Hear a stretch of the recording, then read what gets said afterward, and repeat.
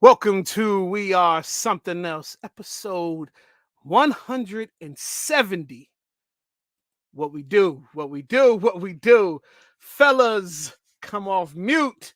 We are back, episode 170, and it is a Black Business Series episode. And we got my man Darren, Sheffield, back on the show for Black Business Series. Sheff, what is good? Great to see you, brother. You too, man. Good to see ya. I think I was on episode 17. Look, we at 170 now, man. Proud of you. Glad to get you back, bro. We've been meaning to revisit a lot of our Black Business Series guests. We'll get into all that stuff. I'm gonna give the backstory in Black Business Series. So, world shut down, went into a pandemic. We were forced to move from strictly audio to visuals, to video. Thanks to StreamYard, we were able to do the podcast via YouTube, kind of what we've been doing, and we've been looking to move into that field anyway. But anyways, we started wondering, checking in on businesses, especially Black businesses, seeing how they were doing with the world shut down. And we found out that, us Black people, we were resilient and we were prospering, we were moving in this pandemic. And Sheff was one of our first guests into the Black Business Series. Actually, we went almost 6 straight months with Black Business Series guests, like every Thursday. But look, great to have you back, fellas. Let's check in. Rich, CB, what's good with you guys? You want to go, E? You know me. I gotta let the fantasy guy go first. I gotta get the hype there. So this week has been a good week. Some of y'all may know yesterday was my birthday. So my boys E-Rich and Sean Xavier, each on their respective AMP radio shows. What's up, Anissa? Welcome. Each on their respective radio shows donated like at least a portion of it to my birthday. So I mean, I'm thankful. Definitely feel blessed with everyone that reached out and everything. And, then we're following up with Sheff is back, for Black Business Series. So, it's going to be a fun night. Absolutely. E, what's good, bro? Man, you know what? These weeks seem like they moving fast right about now. They moving fast. So fast weeks, the bosses was off today, so that means more work under my belt. But we handled it like we know how. But yeah, man, listen, yesterday was just a good day. Like CB said, I had a AMP show, and man, we turned out some good numbers. But really, we're just out there, just having a good time, man. Like it was, you would have thought that we were all in the same spot, like having a party. The way that show was going on. So, Shot, my brother. With that being said, you know what I mean? What better way than to cap off the week with Sheff? I mean, this is what we do. We're going to talk this talk today. Absolutely. Let's believe that. Yeah. So, Sheff, to give you a background, we've been doing since you were last here. We maneuvered through this space, and we was looking for ways to expand our space. And AMP Radio, if you haven't heard of AMP Radio gave us an opportunity for us to expand the We Are Something Else brand. And we've been doing radio shows. It seems like we built a community, and I think I'm gonna call all of us the community. We built a community of AMP radio stations, and we were on every single night. There's a different show for your likings or whatever, but we've been doing radio and playing music and stuff like that, and trying to push everybody over here to get some following. That's what we've been doing. Just trying to stay busy. Congratulations! Proud of y'all. Y'all look so much more mature. I mean, look, hey. Sitting at home for 2 years. Some of us with kids, some of us not with kids. It'll grow you up real quick. But look, everybody's here. We got a bunch of people in the comments. Anissa's one of our. We met Anissa on AMP. See, we grew some following from AMP. Anissa, we always appreciate you, and she shows support. But look, now. Yeah, exactly. So, and look, I've been having like really serious computer issues, and thank God there is a workaround for right now, and we're gonna get through that. Ren, what's up? Ren, welcome. So, with all that said, fellas, let's get into it. Let's wrap. Topic at hand. Everybody knows what the biggest story right now is. Ja Morant. Now, if you've been sleeping under a rock, actually 2 rocks, because it's been about 2 to 3 months, maybe 4, since Ja Morant was on social media at a gentleman's club in Denver, waving what looked like a cap gun, but it was serious. It was a real gun. Instagram Live. And Ja he had a slap on the wrist. I mean, he got suspended 8 games. He had to go. Well, Shannon Sharp said he went through a drive-through therapy clinic because he was just in and out. He wasn't there long at all. He did the apology tour, and he was able to come back to the league after 8 games. And Memphis, played in the playoffs. They got put out by the Lakers. And so what happened last weekend was it felt like it was a rerun. Like the story was trending again about Ja pulling out a gun on social media. It was the same story, but then the footage came out. He was like, well, this is definitely not the same story. This time he's in the car with his boy, and they're riding around, listening to whatever they're listening to. And his boy, puts up the fake gun gesture. Well, Ja feels like he has to outdo him. Ja pulls out the real stick.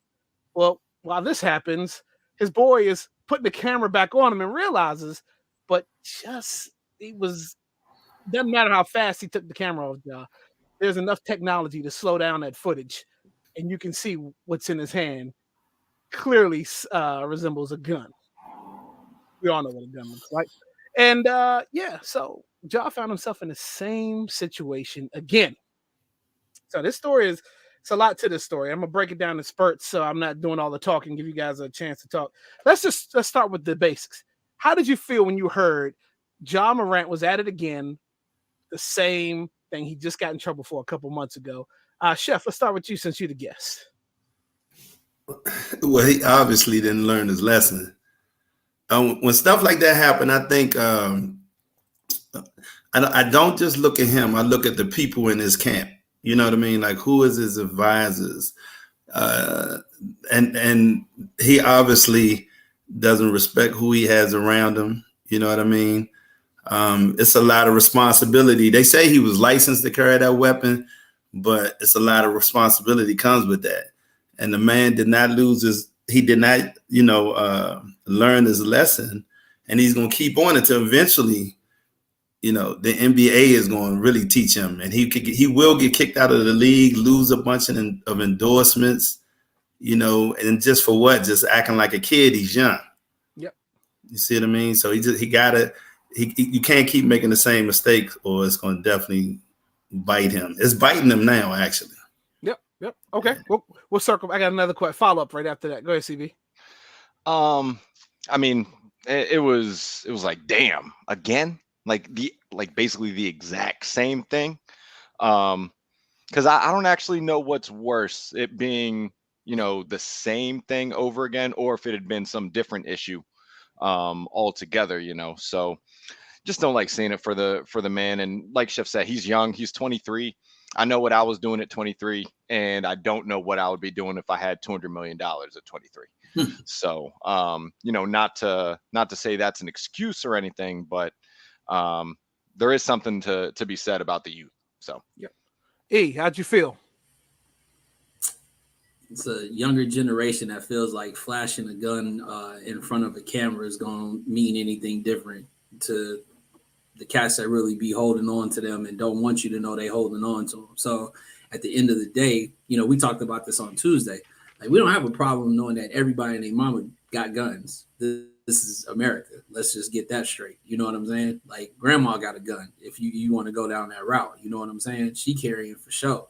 But in that sense, what I was like kind of trying to expound on Tuesday was, bro, the lifestyle that you're portraying ain't what you living. I don't know too many $200 million, $200 million cats that are still living in the hood portraying that they just got it so bad. That ain't it, bro. We seen where you stay. You built your mama and daddy a house right next to you. You not down that way. You know what I mean? And you got a whole daughter, a young daughter, and you got family or your friends with you. Like, you inviting people to want to see, they gonna want to test you now because you showing as if you got something to prove. You already proved it. You got out, if you want to say that, all Mr. Private School. So you know what I'm saying? You've been out. Why are you trying to go into a system that whoever, if you was ever in that system, was trying to work your way out of. Why are you trying to portray like you want to be in that type of system? Again, what we talked about before.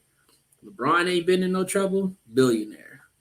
Steph ain't been in no trouble, he's sitting on close to it, if not already there. So it's like, come on, bro. Like, it gets to the point where it's like, if you knew better, you do better. But at the same time, like, you know, like Sheff said, what about the camp? Is the camp really in his ear? We know his daddy around. What is daddy saying?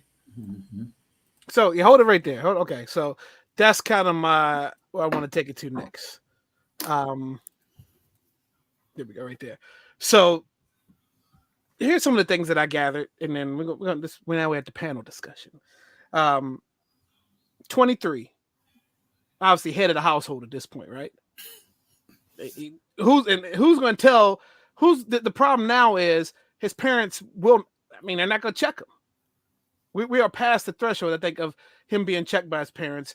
And somebody made a good point, is that now they're using the term, you know, my dad is my best friend, my mom is my best friend. So that means now we're on the same level right here.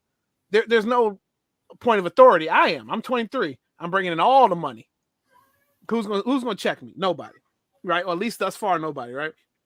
So that's why we find ourselves here again. 23, making hundreds of millions of dollars with even more to come, and no one's checking you. And now the arrogance is there, right? This is an arrogant play. I got off the last time. It's not gonna happen. Even if it happened again, what you gonna do? I'm testing the waters here. It's like when your parents tell you don't do it, and you know they tap you the first time. Oh, that's all I'm gonna get. I'm gonna keep doing it. See what you got for me next time. You ain't gonna do nothing. So then let's play into the role model phase, right? He may not have asked to be a role model, but your jersey is the number one selling on your team, at least, and probably popular within the league. You've got a shoe deal, which kids love to wear their favorite players' shoes. The NBA is pushing you to be one of the next faces of the league, and your games are on TV all the time. You can always find a John Morant or a Grizzlies game on TV. So even if you don't want to be a role model, they are putting you in place to be the face of the league. So, and then I've heard the whole, you know, you guys touched bases on guns being illegal. Yeah, no, I mean, guns being legal. They are legal. But when it comes down to it, even if they are legal, the NBA has a code of ethics or code of conduct. You have to conduct yourself a certain way in the business. Drugs are legal in a lot of states now. But trust and believe, if you're a pilot, you still got to take a drug test. They don't want, just because it's legal where you live at, you flying an airplane or operating a bus. No. So, yeah, there still are rules in play. I don't care what the law say. There's still are rules in play. So let's touch bases on that. No, he's the head of the household now. No, there's no respect. How do you guys feel about just that aspect? 23 years old, making millions of dollars, and who's checking him? Yeah, want me to start? Go ahead. Go for it. Might as well. Well, he need to watch what's going on, because they will bang our heads. They banging our people's heads for doing crazy stuff. I mean, look at Kyrie. They banged his head for something he said, and well, just he posted a link. He didn't say anything. I'm telling you. So John, he is not smart. He's not listening. Somebody said something about arrogance. You know, that was a great point. That arrogance and pride will blind you, right? And you think you can run around, and they forget that somebody is paying you a check. The same way they could take back that check. Mm-hmm. You know, so he's not being a responsible head of the household. And if he's smart and watch what happens in the world around him, he is not exempt from getting his head banged, because people bigger and better than him, you know, in entertainment in general, has gotten banged out, right? Yep. Yeah, so CB? Yeah, no, I think that Sheff nailed it right there. You know, he's putting himself in a tough situation because, you know, when you're young, you have that feeling of invincibility that, especially when you've experienced the levels of success that he has at the young age that he is. Reality will come at you quick, you know. So, like you said, Kaleo, even if what he's doing isn't necessarily breaking the law or doing anything like that, like you said, code of conduct, there could be a morality clause or something like that in his contract, and those contracts are guaranteed until they're not. So, you know, you don't want to be messing the bag up when you're talking about generational wealth for your daughter and things like that. So, yeah, no, that's really all I have to add on it. Yep. I mean, to answer your question though, Cleo, so what that he's the breadwinner in that family? Because I think out of the four of us that are sitting on here right now, I don't care how much money you brought in. It was your folks, it was your parents, your mama that put you in a position to be able to get where you at right now. Absolutely. You know what I mean? Like, bro, like I said, he was in a private school. He wasn't down there. You know, I don't know where he grew up. I don't know where he's from, but he wasn't down there. You know what I'm saying? At them other schools where you get tested every day, where, you know, his story almost reads like a Penny Hardaway from Blue Chips. If you want to really go there, right? Catholic school, good school. You're the only one in there that's really hooping. So of course you're going to look good, but and that's not to diminish his skill set, because he definitely is a good hooper. But in that sense, it's like there was a start to where you even got to this point, and your parents are the one. As much as they talked about, you know, what's my man, the Ball brothers' dad being all, you know, my son this, my son that, and then you got T. Morant that was right there. It was like, and it's like, this is good. We want to see that. We want to see the fathers in the stands, but this is the time where also the father should have made the statement like, son, don't even say nothing. I got this, because this is on me. Because that first time, that was you being young. The second time, this is on the house now. This is on the family to get together and be like, all right, that's it. Whoever them is, you ain't rolling with them no more. I'm sorry if it's got to be one of them one cousins, what's my man, Sharif.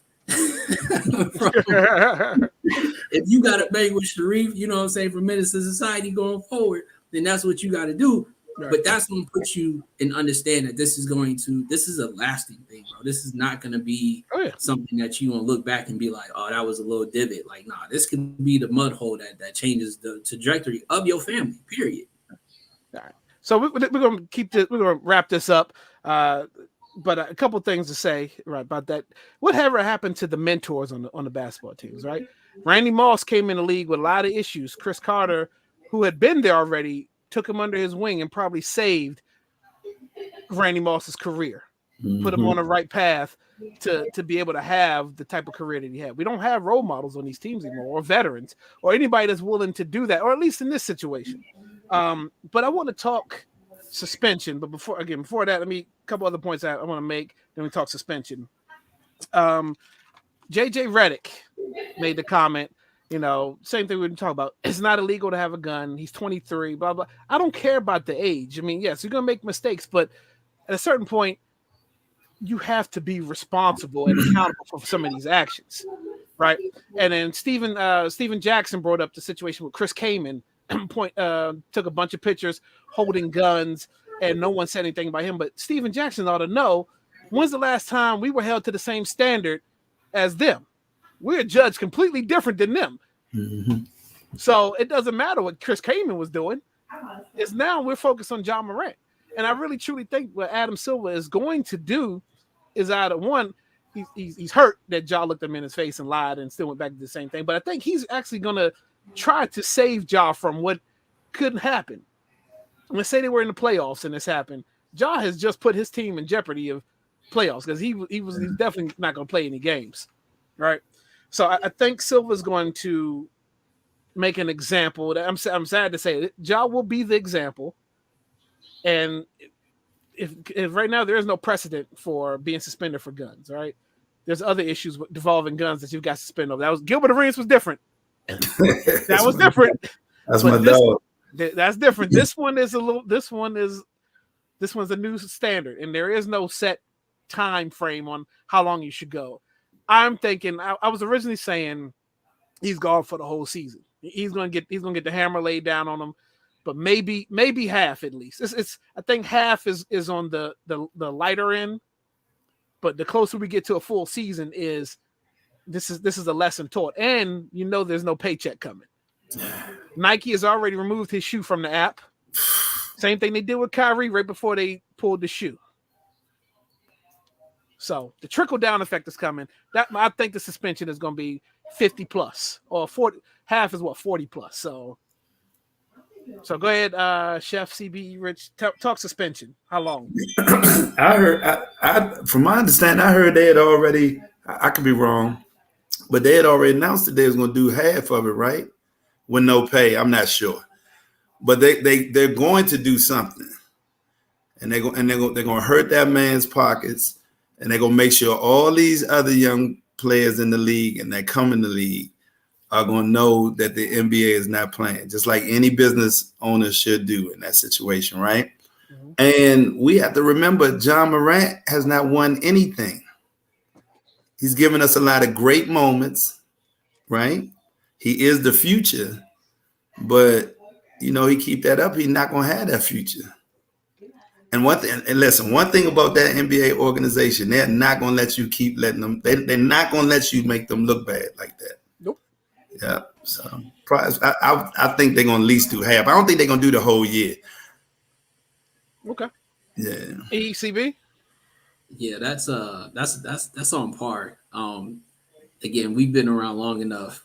I think even Melo talked about it. How when David Stern was the commissioner, which everybody hated David Stern, but he was about money. He was about business.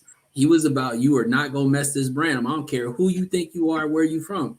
To the point where he was like, I think Melo was like, man, they called me in the office and they said, oh, you still want to hang around with them people who we told you not to hang around with. And he was like, bro, I was out and I didn't, you would have thought that we was out amongst just us. But the fact that they knew where I was at and who it was, yep. He was like, that's in how you Baltimore. know Yeah, that was during that West Baltimore stuff. But that in that sense, right, that's where Silver is the same way, right? This game is a global type game, right? This is not a just in the States. This ain't nothing. It ain't nothing like that. I think what they're gonna do with that let's say half a year, right? Other people can't make this mistake, and like B said in the chat, Chris Kaman wasn't holding guns, talking about shooting other people, and like you said, we are held to a different standard. What this really comes down to is, there's no way that you're going to F my money up to be who you think you want to be, even though you don't know who you are yet because you're still young. But I will say this, to just be done. Adam Silver, though, he's the owner, or shall I say he's the best thing for the NBA is in regards to He has a better ear of the players. Yep. So whatever he comes down with, I truly believe it's for the sake of knowing that this ain't for me, this ain't for the owners, this is for you as a person, because he's already set the precedence outside of what David Stern was, right, which was a different type of owner in that sense. But I mean, we can't. All I'm saying is we can't be mad at his actions for the actions of somebody else that already got in trouble one time. So it's like, what are we doing here? Yep. CB.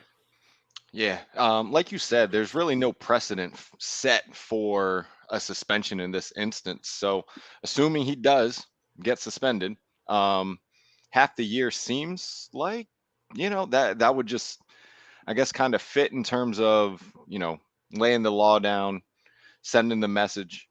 But again, like you were saying, there's no precedent for it. So, I hope that whatever the end result is, it's something that will get through to him, because, like we said, there's a code of conduct. There could be a morality clause in his contract. You don't want to be screwing up the money like that. And let's be honest, like, we know that there are certain talents that are generational. Ja is really, really good. We don't know if he's generational yet. which means he's replaceable. There could be like the next Ja Morant out there. You know what I mean? So until you show that you're a Kobe, that you're a LeBron, you know, like you got to watch yourself. Because you know they're not going to make the exception for everybody. Right. And I mean that's really a good transition, because just because you got game doesn't make you automatically the face of the league. There's a lot of things that go into that. That's what you do on the court, off the court, community, all that. So, and this guy right here is a perfect example of that. It's LeBron James. This is a speed round. We don't have to dive too much into this, but I have one question, and I posed this to CB earlier this week in work, and I thought it was an interesting question because we all know at this point LeBron has probably had 3, maybe 4 Hall of Fame careers. And my question to you is, where is LeBron's legacy? Where is it now? Because you've got the first round with Cleveland, the rookie to whatever year he left Cleveland, that in itself, Hall of Fame. Then you've got the Miami years, that in itself, probably Hall of Fame. Then you've got the return to Cleveland, although short stayed. He took the worst team in the league and put them in the finals 4 straight years. That in itself, perhaps Hall of Fame. And then the LA years, the older LeBron years, where he should be on the decline and not be the face of the team, or still be perhaps face of the league. Took them to 1 championship, had a couple bad years, but he took the worst team possibly that they had this year and turned it around at the All-Star break, and now they are playing in the Western Conference Finals. That in itself probably Hall of Fame career compared to where he ends up at, but he's also broke Kareem's record. So I'm going to say LeBron's. It's a tough question, but I'm thinking LeBron's legacy is probably still what he was able to do his rookie years in Cleveland without any major help, without even having to leave to learn how to play ball elsewhere, play a different level of ball elsewhere. I think the rookie years was pretty impressive. What he did in that Boston series with Varejao, with was Z? Well, I can't remember. Ugauskas, right? Was that the center? Like you just said, you can't remember exactly. Yeah. So, but yeah, let's start with you, CB. Yeah, so we'll make it quick. The way you had kind of posed it at work was talking about, you know, if and when he goes into the Hall, if you had to pick, you know, one of those parts of his career, how would you, you know, which one would you choose? Like, which team would you choose? And I did feel not necessarily that first stint with Cleveland, but his Cleveland career in general, you know, being the kid from Akron and just everything that he did to bring a championship there. I think that probably stands as his biggest accomplishment to date. So that's where I would side. All right, E. Sheff, we're going to save you for last. I'm kind of online with not what top was getting ready to say, but I'll put it like this because we only got 30 seconds.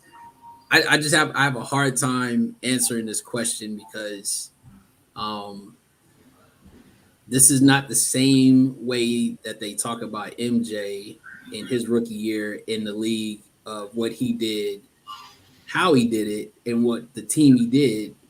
Nobody was sitting there talking about his first half was a Hall of Fame type of career, like we're talking about LeBron now. So I think we got to stop this slander of. It's not even slander, or it's not even comparison to MJ. It is. I'm just telling you, the guy has had 4 Hall of Fame careers and he's still playing.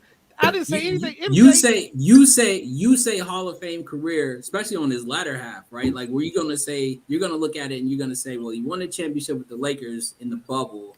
And then he had terrible teams that didn't make the playoffs, right? And then he is in the Western Conference Finals now with the type of team that he has. So that in itself should be, at his age, and he passed Kareem, that's the reason why that should be a Hall of Fame career. Bro, there's so many players that was in the league that was doing way more than what he's accomplishing at this age. I'm saying at this time. So if you want to say that there's buckets of people that have Hall of Fame buckets or slots in their career, we'd be talking about a whole lot of cats. What I'm looking at it is you can't sit there and say that this is the same criteria. We talked about this before. We said it on Live from the Cheap Seats. If we want to talk about this, we have all got to agree on the criteria of what we are considering. The simple question is, what does he retire as? What team did he leave his most credibility at? Who does he retire at? Oh, Cleveland gonna put his jersey up there. They're gonna put his jersey. He gonna get a statue in Cleveland. So he's not getting one in LA though. He retires as a Cavalier. You think that's where his legacy is? You think he getting a statue in LA? What about Miami? Miami could do one for him. You know why Miami not gonna do it? Because Miami got Pat Riley, who ended up retiring the greatest player of all time's jersey, and not LeBron's. I got you. Okay, so you say Cleveland. Okay, Sheff. We talk about this at the Cigar Lounge all the time. Now, I am not a LeBron fan and probably won't be unless he come play for DC, for the Wizards. And we know that's not going to happen. But well, if Bronny ends up there. But the numbers don't lie. This man could play. Like, the young man could play. You get what I'm saying? So I had to agree with everybody else. I think what he did when he went to Cleveland, I remember when he first went there, I was kind of blown. I was like, come on, man, come on, right? But then to go to your hometown and produce that championship like that, I mean, you got to give it to him. And I mean, that was impressive. So I got to say Cleveland. Okay. So we all feel like the LeBron years in Cleveland is worth where he should retire or where the legacy is left. Okay, cool. All right. So while we are here, Black Business Series, making individuals' dreams a reality. MIDAR, right, Sheff? MIDAR. Okay. Thanks for asking. Yeah, no, I want to make sure. So we are back with our man Sheff, who is a multi-entrepreneur. This guy is just, he does it all. Every time I look on Instagram, there's something new coming that Sheff is working on. But look, welcome you back, Sheff. It's been a while. I appreciate that. And we're glad you're here. So let's do this. Where we at? Okay. Boom. There you go. Black Business Series. So look, we haven't had you in a while, and some things have happened for you since we've been gone away. Frederick Magazine's People to Watch. You were in that. I read the article you sent. Okay, thank you. And I've seen follow you on Instagram, and I've seen like the movement you are creating in Frederick. Multiple businesses, from beauty bar to the clothing to is the studio open yet, or is it coming still? It's coming. It's close. Okay. Look, that's what I'm waiting on. I'm waiting on the call for that. It's coming. You're gonna be the first call. Come on up. Okay. Look, perfect. And then the Cigar Lounge, which you're currently at, correct? Yep. Perfect. What keeps you going, Sheff? I mean, you could easily stop at what you got right now, but I'm sure there's more in the tank. What inspires you to keep going? I got to go to the beginning. In 2005, I had to really shout out that initial MIDAR crew. You know, when you have a dream or an idea and you have people there that help support that from the beginning, the foundation is everything, right? I mean, I got to shout out, like J-Rod, Diasia, Kevin, Charles, Pete. I could go on and on about this initial crew of people that was just there with me and just helped me build that foundation, you know? So, and then from there, it was just opportunities that opened up, you know, and really being passionate about, you know, the meaning of the name and what we want to do and sharing a positive message throughout different businesses, you know, and to be the first to do something like with the Cigar Lounge. Shout out to my business partners who believed in that, and Elijah and Jermaine. It was the opportunity to have the first and only Black-owned cigar lounge in Frederick, Maryland, that was a big deal. And then downstairs we have a beer and wine store. So we have the only cigar establishment in Western Maryland that has alcohol for sale in the building. So just to be able to accomplish things like that, we got I just got great business partners. Nadia with the beauty bar, and with the fashion store. We about to open up a soul food musical cafe out in Hagerstown. So we just growing, and like that initial group, that initial foundation is still a part of it now. You see what I mean? They come and help out with every business. They just growing with me. So that kind of helps, because you get to a point where you can't let down the people that believed in the beginning, if that makes sense. Right. I also left off the automobile sales too. Yeah. Martinsburg got a car lot, MIDAR Motors, pre-owned vehicles. CB, go for it. Yeah. Sheff, to kind of build on that, can you just, I guess, dive into the importance of building and maintaining these relationships that allow you to do this stuff for the long haul? It's definitely important. Like, I believed in, I don't like MIDAR is not so much, I didn't start this per se for the money. It was all about entertainment, and I had some musical history that I just wanted to share with artists, and just clothes came out of that. I had a salon, a full service salon and barbershop for like 18 years in DC.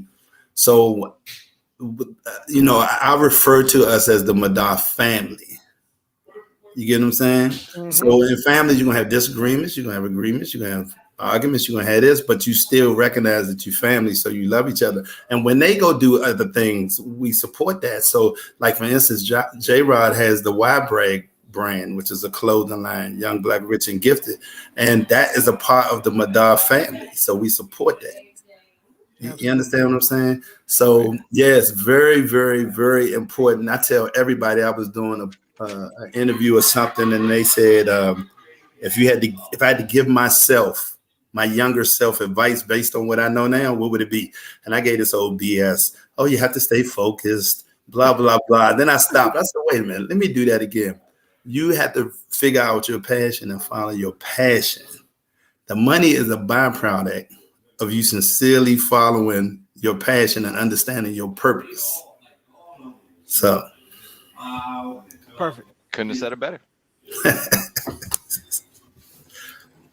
So is there a business, like in the sense of a strategic plan on where you're tapping into these locations throughout, whether it's Maryland or just wherever, all your locations are? Is it strategic, or is it just as you kind of see, the business kind of flowing, that it just automatically takes you to this? Or is it in your mind, like you already know kind of where you want to plant that, that seed, if you will? Well, it's a little bit of both, right? So when I brought the clothing store to Frederick, I understood that in downtown Frederick there was no place where you could buy urban clothing. There was no place downtown where a man could buy a pair of jeans. So you get what I'm saying? That made that the perfect location. With the cigar lounge, where we located, we're right across the street where they're going to have the first and the only Marriott. Now, I didn't know that was going to happen, but to your point, it's like when you open yourself up to opportunities, it seems like spiritually it just aligns. As long as your intentions on doing your business is correct, is on point. Y'all get what I'm saying? Absolutely.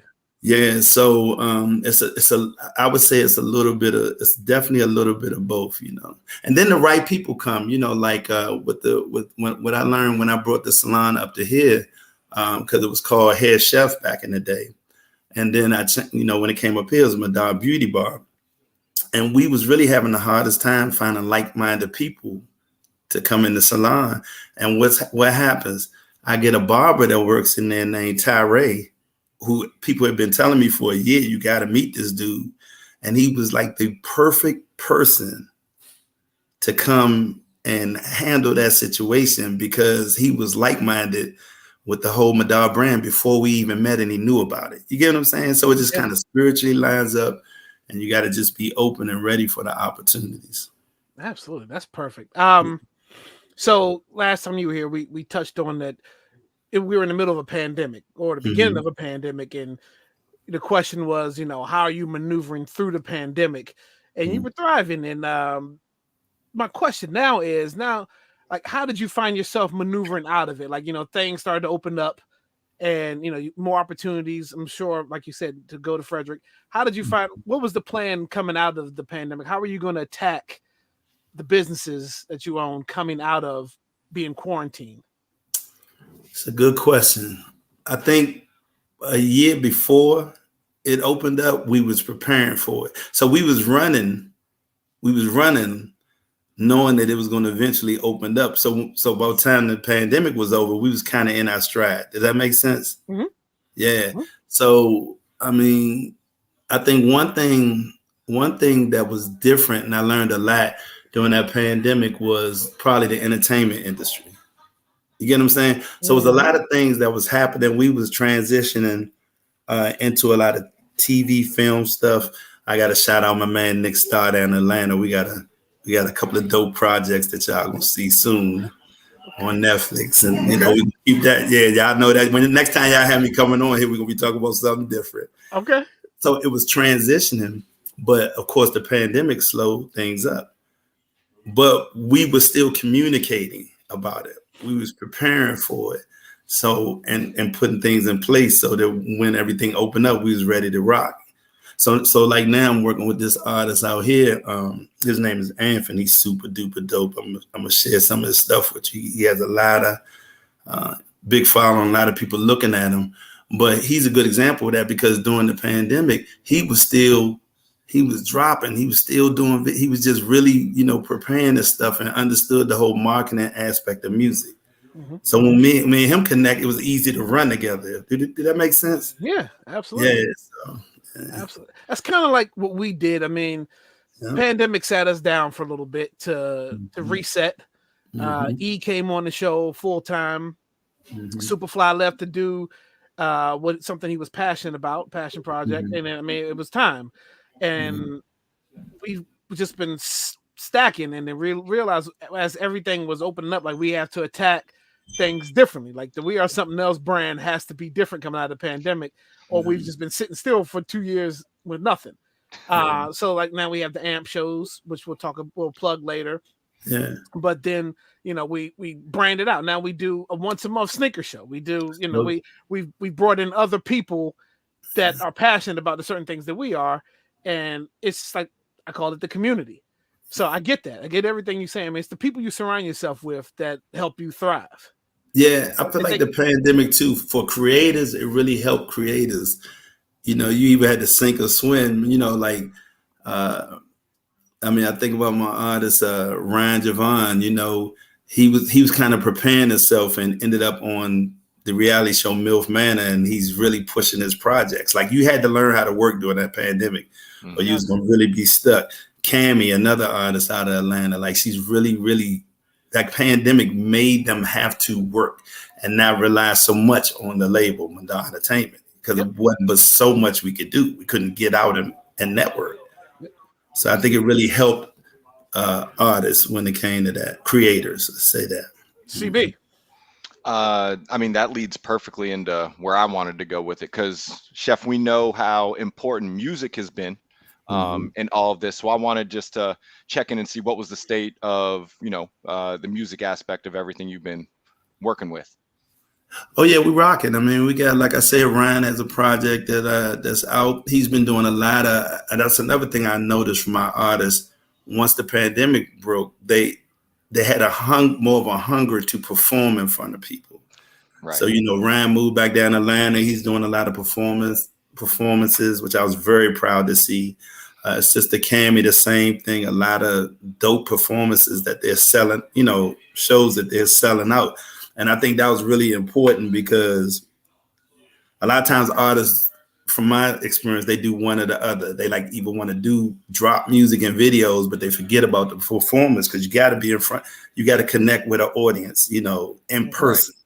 Right. So that kind of pushed them to do that. We got another artist. She's an international Afrobeat artist.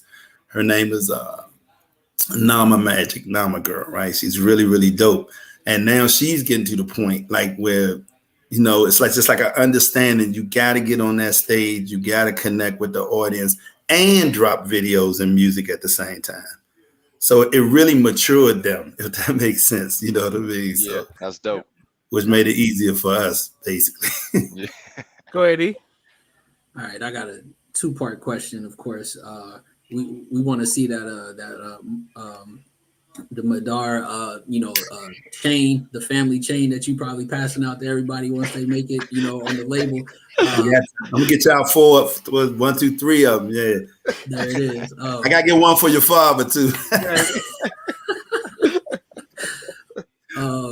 But no, like, so the biggest misconception that I've always, that I got from talking to everybody who's kind of run their business, right, is there's no real blueprint, right? You can read books, you can do all of that. It's really just off, like you said, the passion of what you're doing.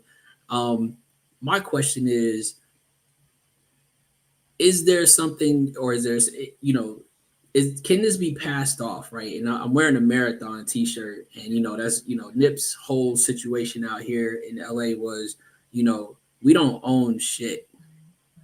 We got a bunch of businesses, but we don't own nothing. We don't own the strip malls where we got all our stuff in. We leasing. You know what I mean? We only providing just that small percentage of what we really should be looking for, right? Which is more or less that ownership and that real estate and things of that nature. Have you thought about, is there anybody else out there that might kind of like have that passion that you see, that you like, we really got to tie this into when we gone, this is still here, and not necessarily just the name, but like we actually own what we put down and did all this work for? I mean, other than my kids? No, we know the kids. We know the kids. We know the kids. I'm just saying, like on the business side, right? Because like we had, I got you, Spizzy on here. We had some other cats, and they were talking about they was from. I don't know if they was from the same area, but I'm like, when I used to live out there, I was like, bro, we done passed 4 different locations that got the chicken and wing spot that got all this and all that, and we ain't own not one of them, but we got everybody and their mama that got a business, but we don't have, like, how do we not have an all black strip mall, especially out in that area? That's what I'm trying to get at. Okay, so that's a good question. So this is my approach to that.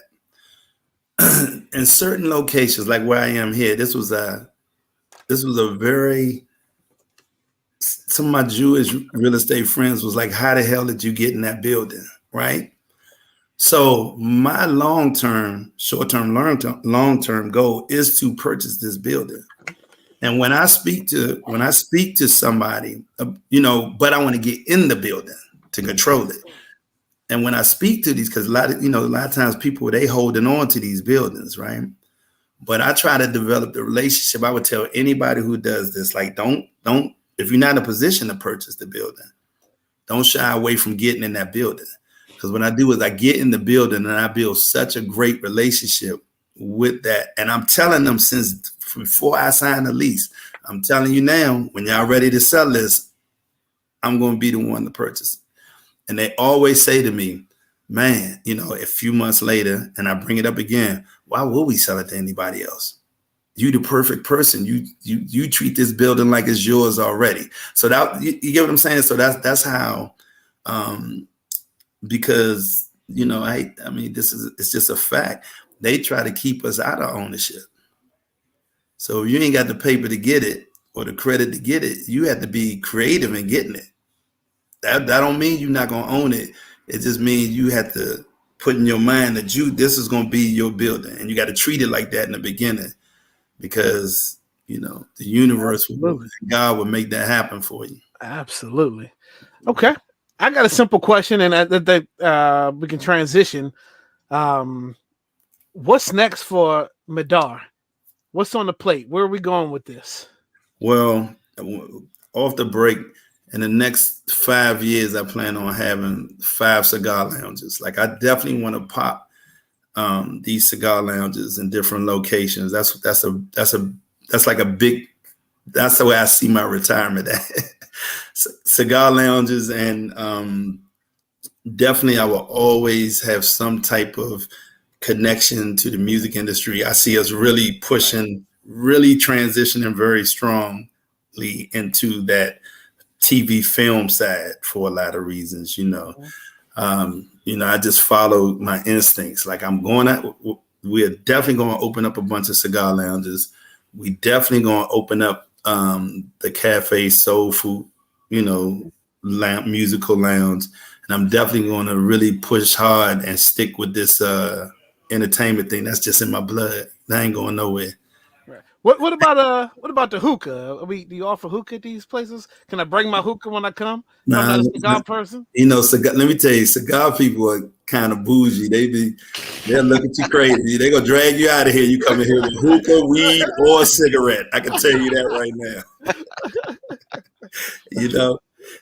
Some of you heard somebody say hookah cigar lounges are replacing hookah lounges. I saw a post on Instagram and the young lady said, "Ain't no more ballers in the club. They all at the cigar lounge." That's a fact. Yep, that's dope. Yeah.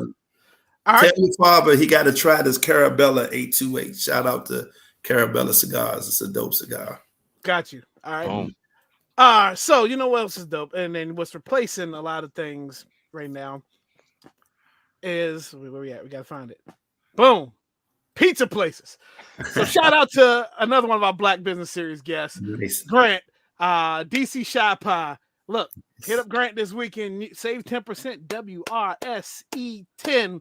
Nice. Sheff, I don't know if you had DC Shy Pie yet. Black owned Chicago deep dish pizza. We got steak and cheese. We got salmon pesto, sauce and pepperoni. If you're not a deep dish person, they got the Northwest, the Georgetown, which is a gyro pizza. They got the Southeast Big Chair, which is a fried chicken and mambo sauce pizza. Drop the bomb bread pudding. I mean, look, shout out to DC Shy Pie, the official pizza of the We Are Something Else podcast. Man, send me that.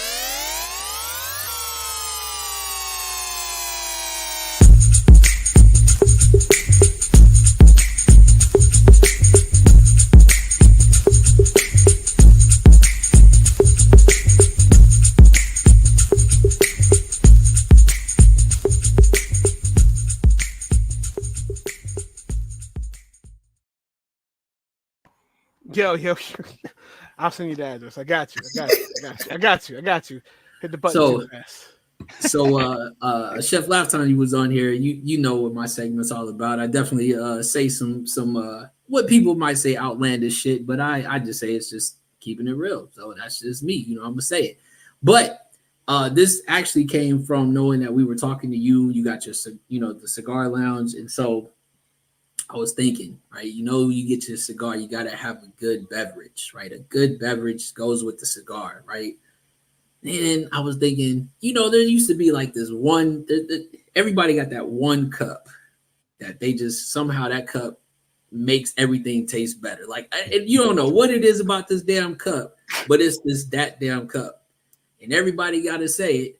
And if you guys don't believe me, but Cleo's about to show you this cup that I feel like is a part of everybody. This damn red cup from Pizza Hut made every damn soda, drink, whatever, amazing. And you know what? It got to the point where we was going there all the time, and you loved everything about that red cup. So you knew you either had some at the crib or you snuck one out. And every time you went home and you poured you some Kool-Aid, you put it in that damn red cup. Look, that red cup is indestructible. You can step on that hole, run over it with the back of your car. It won't break. That Pizza Hut red cup is legendary. And Chef, listen, if you don't do nothing else, and I know it looked weird, but I will be in that hole with a cigar and that red cup, and everybody gonna be like, whatever he's drinking is good as shit, because I can see it in his face. So you might want to get you some red cups, bro. But I'm telling you right here, as it just is, these damn red cups is legendary. Let me tell you. Look, I'm gonna, you know what, I'm gonna agree, because that red cup is signature to Pizza Hut. Like, as soon as you sent me that, I was like, Pizza Hut. I knew exactly where that cup came from. You're right. I mean, you can put the more ice in that cup, the better the drink gonna taste. That's hilarious. CB cup, no. Yo, I mean, It's funny because that is the Pizza Hut red cup, but why did every single one of the homies have it at their house too? You know what I mean? Yeah, how did you end up with that cup at your house? You know, after baseball practice, after the baseball game, you and the homies was in the year. booth, and you know somebody was like, "I'm taking this," because you, and then you didn't even do it on purpose. You walked outside because you were still enjoying your drink from all that damn pizza you ate, and then you realized you had it in your hand. You know what? Now you got a cup. This is why we're not allowed to eat. This is why Pizza Hut got rid of the buffet. Because niggas kept stealing the red cups, and they don't no more eatings. It's all carry out now because we took the cups. All right, CB, let's go.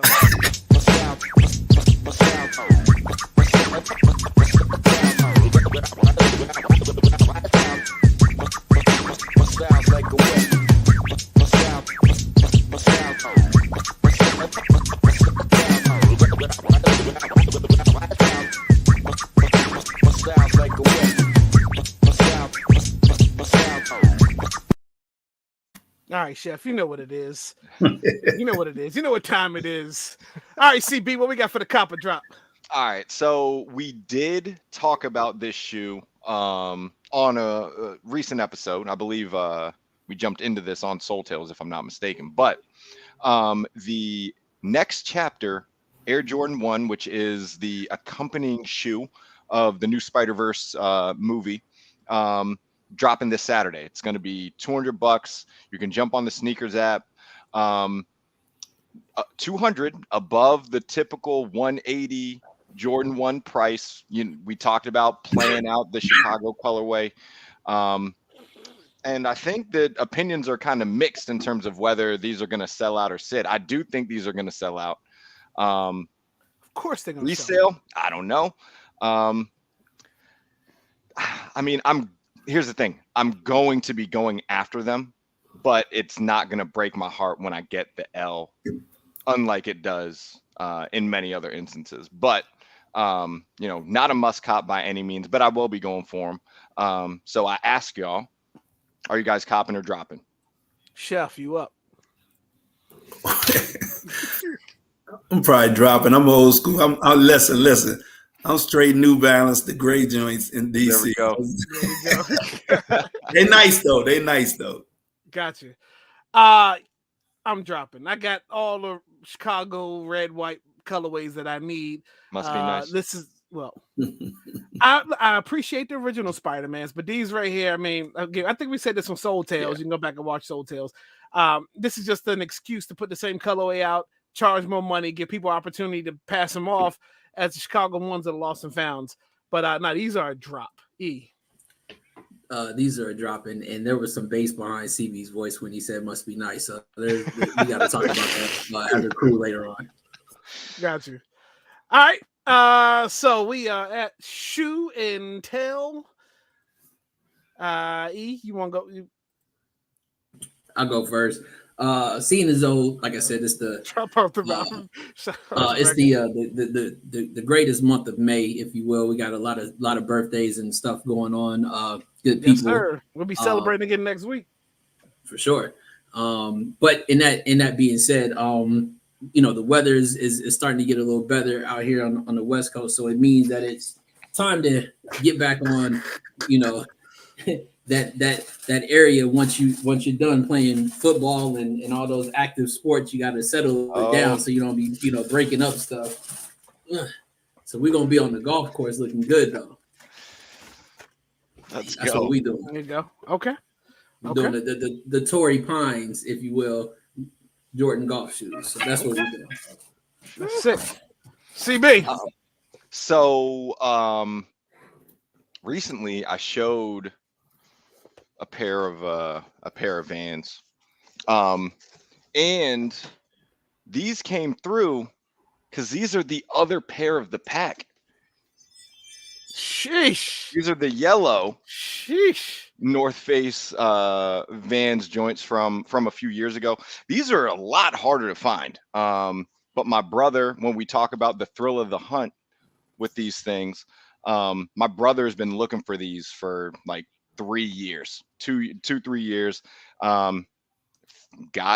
found one on a pair on eBay that he was able to negotiate the price for, and he didn't even realize that they were dead stock like this. So he got them, planned on wearing them the very next day, and he hasn't actually worn them yet because now he's scared. So, but These are dope. The North Face, the Vans. So these joints are sick. All right, everybody know what this box is. I'm just digging in the crates. I probably showed these before, I'm sure, but every now and then go back out. So I got Hashtag must be nice. We got the OG with 13 Flints. Mm-hmm. I can't even wear these anymore because if you just the glue, but I mean, there's some, they got value to them for me. Still got the plastic on the reflector right here, but yeah, OGs. I got these out of a store. You can't even get. I mean, you can't even walk into a store and get what's a store. Imagine if Amazon was a real place. Exactly. All right, Sheff. So y'all know I'm totally unprepared for this. I was ready the first show, right? No, you can show us you can show whatever you want to show. I don't have nothing to show. But listen, okay. I know I talked about the New Balance, but this dude came in my cigar lounge and he had on these shoes called, and I work all the time, the Hey Dudes. I said, I'm gotta get me some of these Hey Dudes. I think I'm rocking them all summer long. Hey, all right, we gotta look those up. Yeah, this could be a Soul Tales thing. Y'all ain't seen them. Y'all seen them? I haven't seen them. We gotta look them up. Crazy. Yeah, gotta look them up. Yeah, Hey Dudes. Okay. All right. So look, before we get out of here, we want to thank Sheff for joining us again for Black Business Series. I appreciate that. You got to come back. More to come. I mean, MIDAR is steadily growing. But look, while we got people in the room, I want to say, because Anissa and B have both said, hit that like button, like and subscribe to the channel. Help a couple brothers and CB out with growing this YouTube channel. You caught that? Please. I'm saving put you out with that one. I've been saving that joke for a while. My bad. Now CB is a brother. Help three brothers out. Grow this channel, grow this YouTube thing, this podcast thing. Lot of stuff coming out of this podcast. But let's talk about the AMP shows. Sheff, we gotta get you over there to listen to the AMP show tomorrow. But we'll AMP every day of the week. So I'm gonna start with Sunday now because Be Easy's wife, Takeover Trina, has started her AMP radio show on Sundays. I think about 8 or 9 o'clock. This is her first week, so I'm not really sure. But on Mondays, we have Music Mondays with Be Easy, 8 p.m. on AMP. Tuesdays, we have the fellas right here, CB and E Rich. We Are Something Else presents live from the Cheap Seats. It's a sports radio show. Integrate with a couple songs played in there, but it's a sports radio show. It's good, something different than what AMP has and what we've done. And then also on Tuesday night, we got E. Tomlinson, our money bags, who does Positive Vibes Only at 9 p.m. right after those guys. Wednesdays, the homies from the Hot Seat Podcast, my man Sean Xavier does Over the Hump, 5 p.m. I'm doing this off the top right here. I don't have my paper. 5 p.m. Over the Hump. And then later on that night, 9:30 p.m., my man E. Rich does wait a minute, I got it right here. It's Not Me, It's the Music. Last night E had probably the biggest show out of everybody because he had people were just jumping in E's room last night. He did a 3-hour set last night. And I'm always in the comments and all these and keeping the chat going. So and then Thursday nights, we are here. We are something. Oh, no. We take that back. 8 p.m. Thursday nights. My man Regular. He just did a Griselda set tonight. Shout out to Ricardo. He's also a member of the Soul Tales crew that we do once the end of last Thursday of every month. Thursday after 9 o'clock after that, 9:30 after that, I should say. 9:30 is We Are Something Else. Us right here live. YouTube. We got a special announcement about something that's going to start happening around 9 o'clock. We Are Something Else. We'll talk about that in a couple weeks, I think. But then tomorrow, to cap off the whole week at noon, is We Are Something Else presents The Abstract with me. It's my show. And tomorrow we are doing boy bands and what I call it, boy bands and male vocal groups. So, and I always kind of, the theme of my show is always kind of present the music to you in a different way than you've heard it before. I give you a little something with that. I'll take that back. And then this Tuesday coming up, we Are Something Else presents Smoking Spiel with me and Big Mike. I will release the trailer tomorrow on what the next episode is going to be. But so far, Sheff, if you haven't seen Smoking Spiel, it's a movie and music review show we do twice a month, this every Tuesday. So we've done Class Act. We've done Elton John's Captain Fantastic and the Brown Dirt Cowboy. Done Richard Pryor's The Toy. And then the last episode released last week was Todd Rundgren's Something Anything. And then, so this will be a movie that you'll see that we'll release this Tuesday coming up. But that's it. We are something else in a nutshell. We're still growing. There's plenty to go. Shout out to everybody that was in the comment. Anissa, we appreciate you. Ren, we appreciate you. Shad, we appreciate you. Regular, appreciate you, man. Everybody. It's like a couple comments we gotta let's catch up on real quick. Hey, did you notice Chef's face while you was reading all that shit off? He was like, "Damn, y'all out here really working like me." Yo. He's like, I was just waiting for him to pause, man. I'm so proud of y'all, bro. I'm so proud of y'all. Oh, Anissa knows what the hey dudes are. I gotta look those up. Shout out to Anissa. Regular. Shot. Quintuple was in the comments earlier. But look, that's it. We can't do no more. We are something else. Look, tomorrow, live on AMP. I'm gonna put the links up on the Instagram for you to jump in, download the AMP app, or just click the AMP app in my Instagram story and post. But you got to post it in like a Google browser for it to pull up. Because if you don't have the app, it'll just take you straight to the page and you won't listen. So just take the link, put in the Google browser, and it'll take you straight to the show. Yeah, go ahead.